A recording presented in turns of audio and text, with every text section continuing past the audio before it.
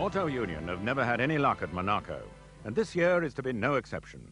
From the start, the W125s of Caracciola and von Brauchitsch lead Rosemeyer's C-Type, but before the lap has been completed, the Silver Arrows from Zwickau are down to 2 cars when Rudolf Hasse crashes heavily as he leaves the tunnel. He's taken to hospital, but he's not seriously hurt. They're reduced to 1 car, Hans Stuck's, on lap 19, when Rosemeyer's steering fails and his Auto Union rams the straw bales at the gasometer hairpin. From then on, the battle rages between von Brauchitsch and Caracciola, seen here at the station hairpin. As the senior Mercedes driver, Rudy reckons that he ought to win, but Manfred has played second fiddle too often and decides that on this day he will prevail.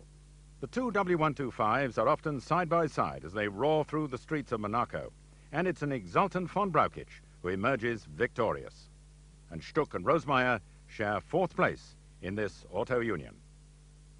Despite the fact that von Brauchitsch has denied him victory, Caracciola holds no grudge, and after Mercedes' victory dinner, the 2 men do a lap of honor in a horse-drawn cab.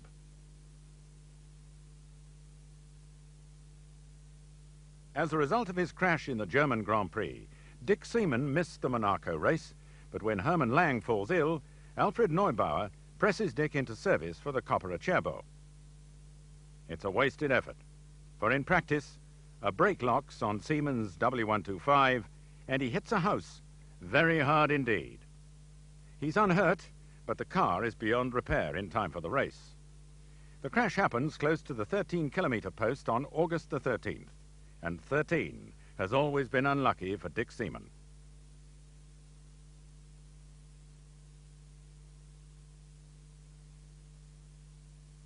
The race on the 16-mile circuit provides a repeat victory for Rosemeyer. Here's Muller, Luigi Fagioli and Farina in the new V12 Alpha.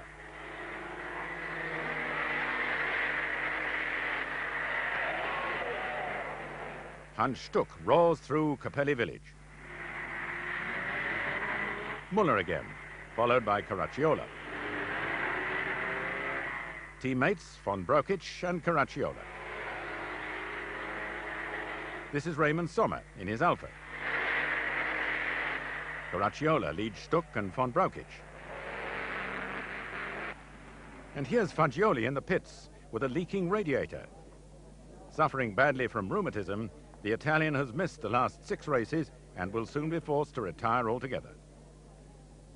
Repairs are effected, and he rejoins the race to finish 4th.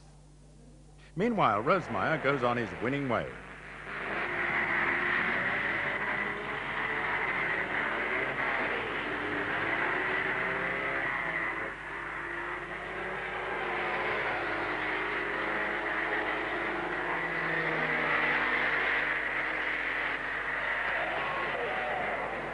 Caracciola's Mercedes is misfiring badly, and he's back in 5th place.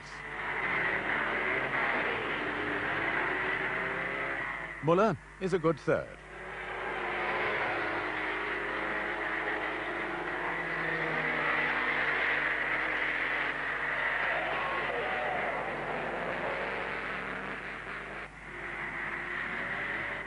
So Rosemeyer wins for the 2nd year running.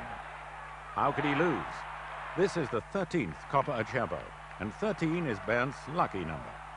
He wins in record time and sets a new lap record at 90.22 miles per hour.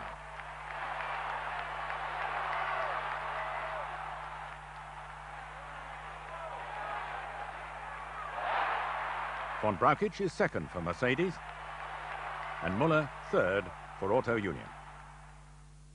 Sie haben uns ja einen schönen Schrecken eingejagt. Es war ja ein doller Zwischenfall. Wir haben gehört, dass Ihr Hinterrad 30 Sekunden vor Ihnen im Depot war und Sie kamen dann auf 3 Rädern hinterher. Ist ja doll. Sagen Sie mal, wie haben Sie das fertig bekommen, den Wagen noch über die 250 Meter heil hinzusteuern? Ja, was heißt jetzt 250 Meter? Das war schon 2 Kilometer vorher passiert. Da habe ich nicht quer gestanden, habe ein Rad blockiert und ich zwitscher hinten an einen Stein. Dann hat die Radkappe so einen unglücklichen Schlag bekommen, dass sie in entgegengesetzter Drehrichtung abgeflogen ist. Jetzt habe ich schon immer darauf gelauert, dass sie das Rad selbstständig machte. Jetzt bin ich schon die 2 Kilometer bis zum Notdepot. Ich wusste, dass das 2 Kilometer waren, ungefähr. Und da bin ich immer schon vorsichtig gefahren, immer auf Druck, damit das Rad sich nicht selbstständig machte. Das hat immer schon so geschlagen. Dann wie ich dann beim Notdepot schon blinken sah, dann hat es sich wirklich selbstständig gemacht, da habe ich gesagt, oh Verzeihung, jetzt ist doch mal, da war es passiert. Und schon stand ich gleich quer und ich habe ihn gleich abgefangen. Wie man so, wie ich das gemacht hat, weiß ich auch nicht, das macht man ganz instinktiv. Ja. Und dann bin ich halt die 200 Meter oder 300 Meter auf der Bremstrommel weitergefahren. Ja, und sagen Sie, war das nicht furchtbar schwierig, am Notdepot jetzt den Wagen wieder in Ordnung zu bringen? Ach, ich habe ja selbst mit angefasst und dann ging das ruckzuck.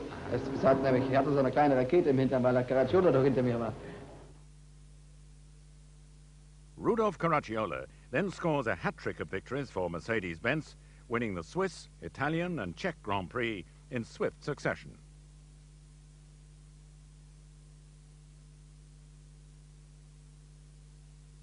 The last race of the year is the first International Grand Prix for Donington, and a huge crowd arrives to watch the now legendary Silver Arrows. Unfortunately, local hero Dick Seaman is punted off the road soon after the start by Muller's Auto Union. A rear shock absorber is damaged, and he eventually retires after 29 laps. Rudolf Hasse leads Bernd Rosemeyer round the Melbourne corner and up the hill to the start and finish line. And Caracciola's Mercedes flies over the Melbourne hump. Caracciola leads von Brauchitsch, and Seaman is just ahead of the Auto Unions of Rosemeyer and Muller. The sheer speed and noise of the German cars stuns the British spectators, who've never seen or heard anything like the Silver Arrows before. Leading the race, Manfred von Brauchitsch dives inside H.P. Muller at Melbourne.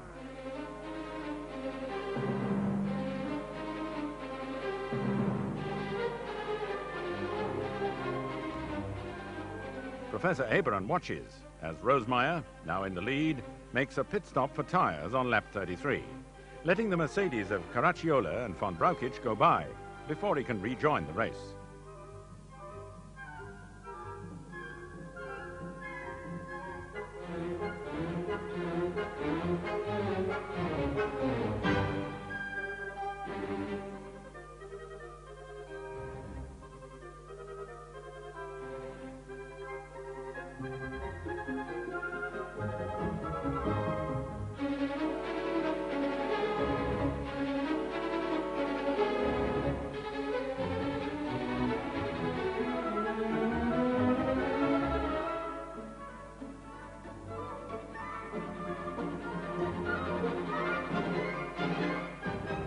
Rosemeyer is on top of his considerable form, however, and drives his Auto Union to a superb victory, ahead of the Mercedes of von Brauchitsch and Caracciola.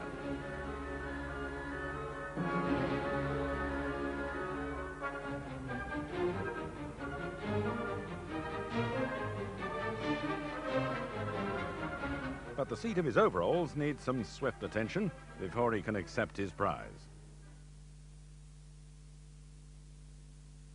Bernd and Caracciola have each won 4 races this season, but Rudy has done better in the ones that count, and so the Mercedes driver, seen here at Monaco during his epic battle with von Brauchitsch, is declared European champion for 1937. On October the 26th, the first National Rekordwoche, or Speed Week, for cars and motorcycles, is held on the Frankfurt-Darmstadt Autobahn. Walfried Winkler sets 8 new records on his 175cc DKW, and Edward Kluger sets 6 on his 250cc machine. Auto Union and Mercedes arrive with special streamliners, both teams determined to be the first to achieve 400 kph, 250 miles per hour on the road. Mercedes are in trouble almost immediately with their V12 5.6-litre machine. Rudolf Caracciola reports that at around 245 miles per hour, the air pressure under the car lifts the nose so much he can hardly see where he's going, and the front wheels are barely touching the road. Rudy considers the car to be so dangerous that he refuses to drive it again, and to make the point, he returns to Frankfurt. Hermann Lang is now persuaded to have a go, and experiences the same frightening lift as Caracciola. He has some extra excitement when air pressure blows off the engine cover at over 200 miles per hour. Next day, the car returns with revised bodywork, but is no faster than before. In an effort to salvage some pride, Caracciola attempts a few standing start records with a W125 Grand Prix car, and when that fails, Mercedes return to Stuttgart. They're utterly humiliated by Auto Union. Bernd Rosemeyer gains 2 world records with this Grand Prix car, the standing start kilometre at 117.25 miles per hour and the standing start mile at 135.23 miles per hour. Then with the Streamliner, he sets 14 class records over 2 days. These include the flying kilometre and flying mile at a shattering speed of just over 406 kph, 252 miles per hour. Bernd has achieved his ambition. We'll leave the last word to the German commentator. In höchster Fahrt durchrast Bernd Rosemeyer das Startband. 1 Sekunde, 2, 3, 4 Sekunden. Die Hälfte der Strecke ist zurückgelegt. 800 Meter. Bernd Rosemeyer rast dem Ziel entgegen. 7 Sekunden. Jetzt, das Ziel ist erreicht. 1 Kilometer in 8,8 Sekunden. Bernd Rosemeyer hat die 400 Kilometer.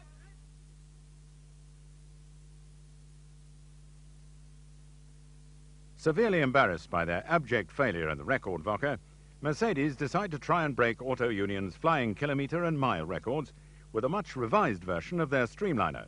And now, on the morning of January the 28th, Caracciola is back on the Frankfurt-Darmstadt Autobahn. This time the Mercedes performs superbly, and Rudi shatters Rosemeyer's records, setting the astounding average speed of 268.7 miles per hour for the kilometre and 268.87 for the mile. On one run, he achieves 271.35 miles per hour, and all this on a 2-lane road. Convinced that with a higher axle ratio he can go even faster, Caracciola returns to Frankfurt with his wife for breakfast. Meanwhile, Auto Union arrive at the Autobahn, and they too have a new Streamliner. Dr. Porsche's contract with the company has now expired, and so the new car has been designed by Professor Eber and Eberhorst, who's made some radical changes to the body. He's raised the sides to the top of the wheel arches and added fairings all along the bottom of the bodywork. These fairings channel air under the car, creating a vacuum effect, sucking the vehicle onto the road and improving its high-speed stability enormously. Rosemeyer recently tried this new machine on the Halle-Leipzig Autobahn and was very impressed. Now, despite the wintry conditions, he cannot wait to regain his records from Caracciola. Just after 11 o'clock, Rosemeyer sets off and records 276.1 miles per hour on his return run, 5 miles per hour better than Caracciola's best. But he complains that the engine hasn't reached the required temperature. After the radiator opening has been closed off a little, he departs once more and never returns.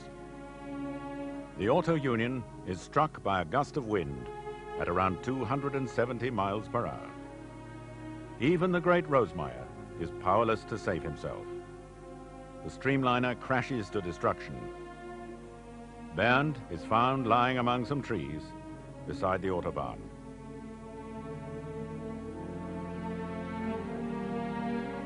He leaves Ellie and their son Bernd Jr., not yet 3 months old.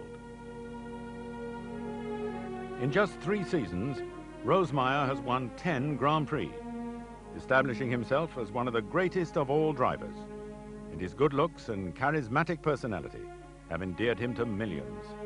His death is a national tragedy, and his widow receives condolences from Adolf Hitler and Rudolf Hess, as well as thousands of ordinary Germans.